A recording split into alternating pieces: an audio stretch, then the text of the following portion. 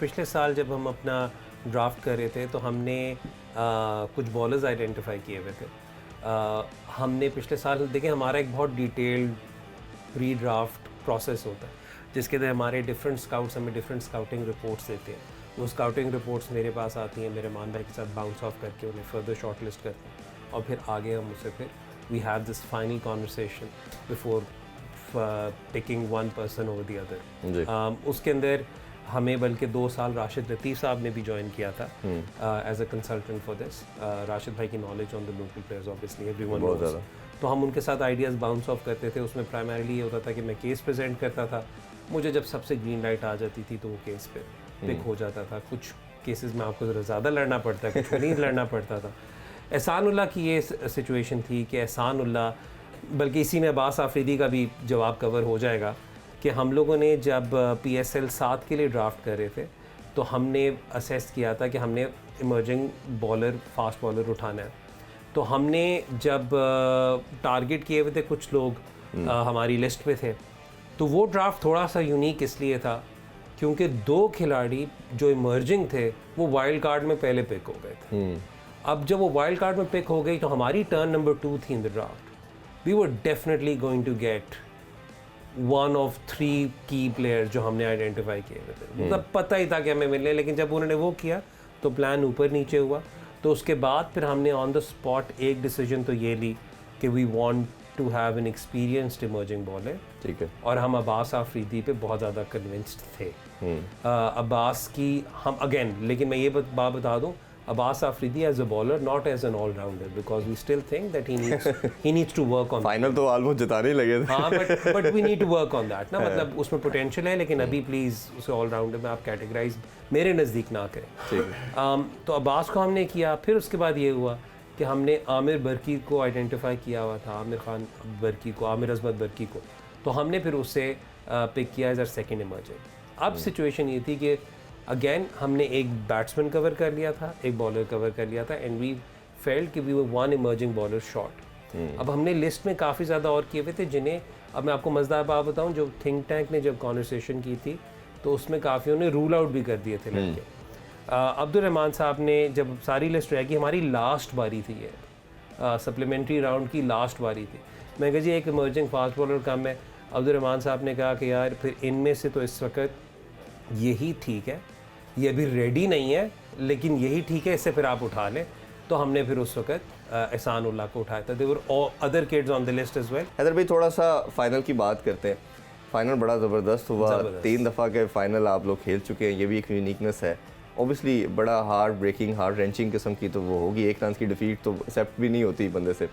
आपका हमें मालूम है, बड़े आप सीजन कल्चर्ड किस्म की पर्सनैलिटी हैं और क्रिकेट के साथ आपकी अफेक्शन वो भी हम सब जानते हैं। एक मैच का बैन लग गया आप पे, न्यूज़ बड़ी आई कि आपकी कुछ लड़ाई शड़ाई होगी।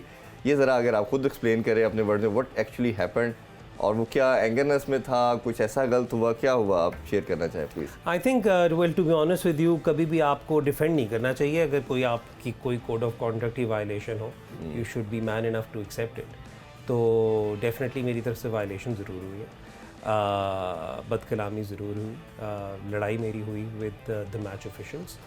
आई contested a few decisions. Contesting तक तो ठीक था, फिर जब कॉन्वर्सेशन हो रही थी तो उसमें समथिंग हैपेंड जिसमें I also lost my cool. I shouldn't have lost my cool, but वो हुआ। लेकिन आई थिंक थोड़ा सा एक इसमें ह्यूमन एलिमेंट भी आना चाहिए, क्योंकि मैं अगर 2-3 डिसीजंस को कंटेस्ट कर रहा था और 1 रन की डिफीट है मेरी, तो there needs to be some understanding कि where this is coming from as well. Ban लगा, मेरी franchise, I am grateful to my owner. उन्होंने, मेरे हेड कोच ने, मेरे सारे प्लेयर्स ने, they backed me, they said you need to contest this, you need to file an appeal, you need to launch an appeal, but I don't think it will serve any purpose for me to launch an appeal. I think the process needs to be improved. वो फिर उस पर इंशाल्लाह ताला कोशिश करेंगे, we'll have a conversation with the PSL. लेकिन हाँ, मतलब I won't say कि there was any, it was an unfortunate incident that took place. Yeah, it should not be happened. It should not have happened. No. And मतलब उसमें I will put my hand up, but I will also say that the whole picture, because maybe it is still part of an inquiry, I shouldn't be disclosing all the details in it. लेकिन yes, there was a violation of the code of conduct on my part. चलें कोई नहीं, ये we know everyone knows you कि आप कितना अच्छा काम कर रहे हैं, तो कई दफ़ा आप इस एक्साइटमेंट के अंदर या एंगरनेस के अंदर दोनों चीज़ों में हो जाता है। इरफान, आपको अपने प्लेयर्स को और अपनी टीम को डिफेंड करना होता है, that's part and parcel of the job. अगर उसके अंदर आपको कहीं पे कोई पेनल्टी मिलती है, दैट्स फाइन। Right, excellently. अच्छा, उसमें हम बात जैसे कप्तान की कि कोच आपने बड़ा तगड़ा एक किया, एंडी फ्लावर, और मैंने अपने कैरियर का पहला इंटरव्यू भी उनका किया, तो मेरे लिए इसलिए स्पेशल है, और मेरे one of the best buddy grand flower के वो भाई भी हैं, तो वो उनके साथ बड़ा एक अच्छा एसोसिएशन भी है। गेम अवेयरनेस मेरा मानना ये है कि उनसे ज़्यादा कोचिंग में शायद किसी के पास नहीं है, और जिस तरह वो लड़कों के साथ बात करते हैं, मैंने प्लेयर से भी इंडिविजुअली पूछा, कई प्लेयर से बात हुई, उन्होंने कहा जी परफॉर्मेंस के अंदर उनका भी बहुत बड़ा रोल है।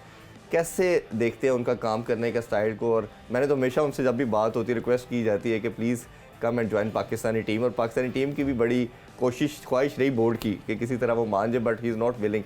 तो उनका रोल को कैसे देखते हैं आप?